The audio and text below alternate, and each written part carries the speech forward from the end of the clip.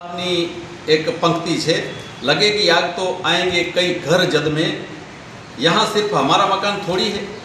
28 તારીખના કચ્છ મિત્રમાં આપણે વાંચ્યું અને એ પણ જોયું કે પ્રાંત અધિકારીની કચેરીમાં જ્યારે એક મિટિંગ બોલાવવામાં આવી નગરપાલિકા દ્વારા કે ગેરકાયદેસર દબાણો ભચાઉમાં પુષ્કળ થયા છે અને આ સમયે એના આગલા દિવસે ભચાઉ વકીલ મંડળ દ્વારા પણ મામલતદાર શ્રીને એક આવેદનપત્ર આપવામાં આવ્યું અને એમાં દિવ્ય ભાસ્કરમાં 28 તારીખના દિવ્ય ભાસ્કરમાં ભારતીય જનતા પાર્ટીના પ્રમુખ વિશાલભાઈની પણ એક બહુ સરસ સ્ટેટમેન્ટ છે અને આજ 28 તારીખના કચ્છ મિત્રની અંદર પણ ભારતીય જનતા પાર્ટીના ઉપપ્રમુખ અને વરિષ્ઠ નેતા વિકાસભાઈ રાજગોરનું પણ બહુ સરસ સ્ટેટમેન્ટ છે।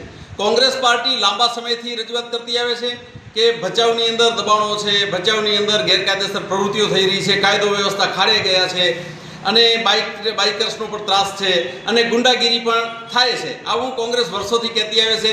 આ સિવાય વહીવટી શાસનમાં પણ મોટા પાયે ભ્રષ્ટાચાર થાય છે।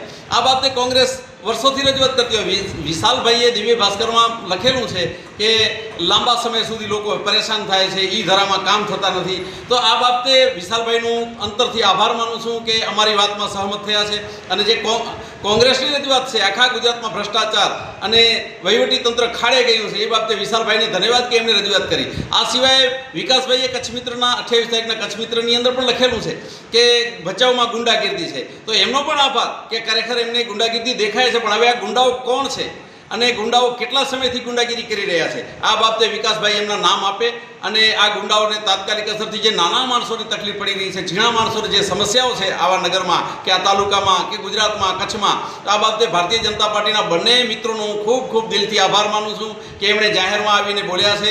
વિશાલભાઈએ વહીવટી ભ્રષ્ટાચારની વાત કરી છે અને વિકાસભાઈએ ભચાઉની અંદર ગુંડાગીરીની વાત કરી છે। એમણે ગુંડાઓના નામ પણ આપવા જોઈએ। સત્તા સ્થાને બેઠેલા છે, બહુ મોટા નેતા છે, એમના મંત્રીઓને એમના ગૃહમંત્રીને પણ આ રજૂઆત કરવી જોઈએ અને આ ગુંડાઓને તાત્કાલિક જેર કરવામાં આવે તો નાનો માણસ જે પરેશાન થઈ રહ્યો છે, હેરાન થઈ રહ્યો છે, એને જે મુસીબતો વેઠવી પડે છે એમાં રાહત મળે।